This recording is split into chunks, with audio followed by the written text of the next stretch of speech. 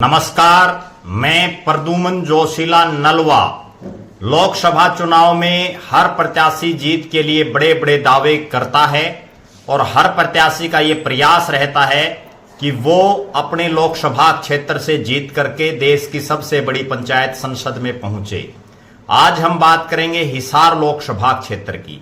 यहां वैसे तो बहुत से प्रत्याशी चुनावी मैदान में हैं, लेकिन जो मुख्य पार्टियों के जो प्रत्याशी हैं उनमें इस तरह की चर्चाएं शुरू हो गई हैं कि इनमें से कौन प्रत्याशी तीसरे, चौथे और पांचवें नंबर पर रहेगा, क्योंकि हिसार में ही नहीं पूरे हरियाणा में इस बार जनता ने एक मूड बना लिया है, जैसा उसका पिछले चुनाव में भी एक मूड था कि वो केवल जो पहले और दूसरे नंबर पर जिन लोगों के जो है चुनाव में आपसी प्रतिद्वंद्विता रहती है उन्हीं को ज्यादातर मतदाता वोट करते हैं।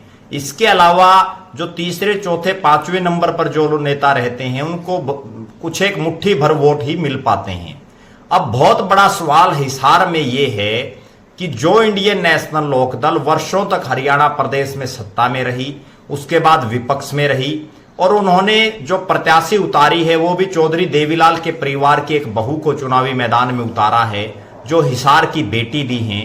क्या वो किसान नेता सुरेश कोथ के रिकॉर्ड को तोड़ पाएंगी? जी हां, सुरेश कोथ वही हैं जिनको पिछली बार इंडियन नेशनल लोकदल ने अपने चुनाव चिन्ह पर हिसार से लोकसभा का प्रत्याशी बनाया था। बड़े किसान नेता हैं। नारनौंद हलके का कोथ बड़ा महत्वपूर्ण गांव है, वहां से वो आते हैं। उसके बावजूद सुरेश कोथ को पिछले लोकसभा चुनाव में मात्र 9,761 वोट मिले और वो 5वें स्थान पर रहे। कुल जो पोलिंग थी उसका 1% वोट भी उनको नहीं मिल पाया। अब देखना यह है कि क्या सुनैना चौटाला 9,761 के जादुई आंकड़े को क्रॉस कर पाती हैं? क्या सुनैना चौटाला 5 अंकों की गिनती में पहुंच पाती हैं? यह बहुत बड़ा सवाल है। और आज के हालात में जो लग रहा है वो ये है कि इंडियन नेशनल लोकदल पार्टी के जो कर्ता धर्ता हैं, चौधरी अभय सिंह चौटाला, वो खुद कुरुक्षेत्र लोकसभा से चुनाव लड़ रहे हैं। पार्टी के हरियाणा प्रदेश के बहुत से कार्यकर्ता उनको जिताने के लिए वहां गए हुए हैं। उसके बावजूद हिसार में जब उनके खुद परिवार की बहू चुनाव लड़ रही है तो यहाँ के कार्यकर्ताओं में, नेताओं में उस तरह का कोई उत्साह नहीं दिखाई दे रहा।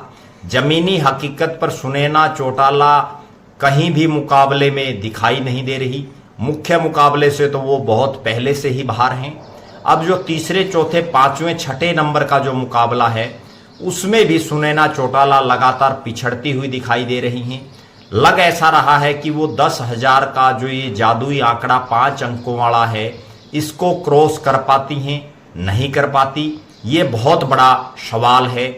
हालांकि इसका फैसला तो जब 25 तारीख को लोग वोट गिनेंगे और 4 तारीख को जब रिजल्ट आएगा तभी पता चलेगा।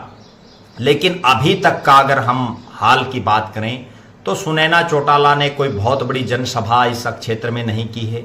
हालांकि जिस दिन उन्होंने नॉमिनेशन भरा उस दिन जरूर जो है हिसार के ऑटो मार्केट के पास जो पार्क है वहां उन्होंने एक जनसभा की और वहां से रोड शो के माध्यम से उन्होंने नामांकन दाखिल किया।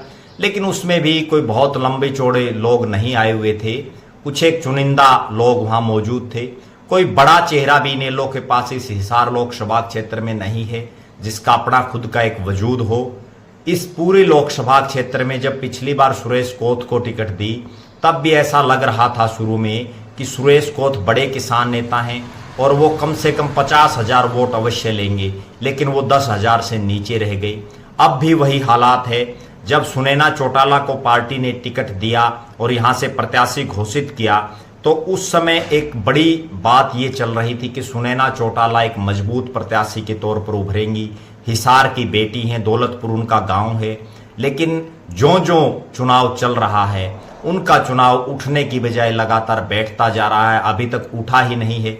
अभी तक तो पूरे 9 के 9 जो विधानसभा क्षेत्र हैं उनमें सुनैना चौटाला ने अपने कार्यालय तक नहीं खोले हैं।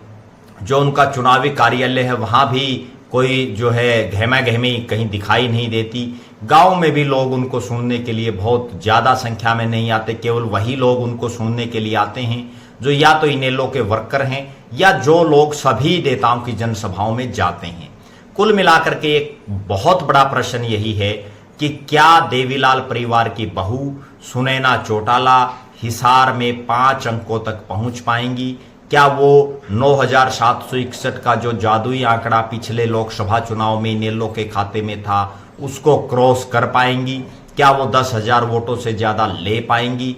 इस पर हमारी नजरें बनी रहेंगी। उनका चुनाव उठ पाता है, नहीं उठ पाता, इस पर भी हम लगातार नजरें बनाए हुए हैं।